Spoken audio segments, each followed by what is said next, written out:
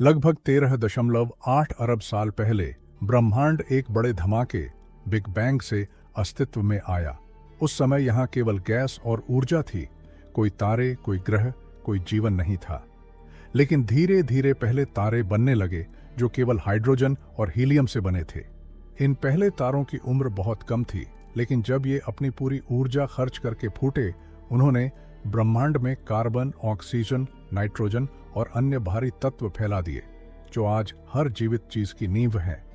यही नहीं, इन विस्फोटों से उत्पन्न सुपरनोवा ने ब्रह्मांड में ऊर्जा और रासायनिक विविधता फैलाई, जिससे नए ग्रह और सितारे बनने लगे। इन ग्रहों पर हजारों छोटे बड़े धूमकेतु और बर्फीली चीजें पानी लेकर आईं, और कुछ वैज्ञानिकों के अनुसार ब्रह्मांड के सबसे पुराने ग्रहों में जीवन की शुरुआत शायद सिर्फ 200 से 300 मिलियन साल बाद ही हो गई थी। शुरुआती जीवन बहुत सरल था, छोटे छोटे सूक्ष्म जीवाणु जिनके पास जटिल अंग नहीं थे, लेकिन उनकी रासायनिक क्रियाओं में अद्भुत शक्तियां थीं।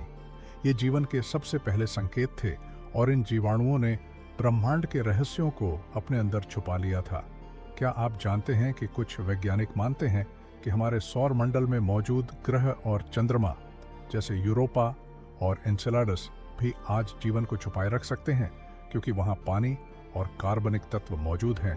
और आश्चर्य की बात यह है कि ब्रह्मांड में ऐसे तारों की खोज की गई है जिनमें लोहे की कमी और कार्बन की अधिकता है।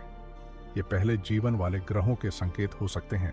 शायद जीवन केवल पृथ्वी तक ही सीमित नहीं था।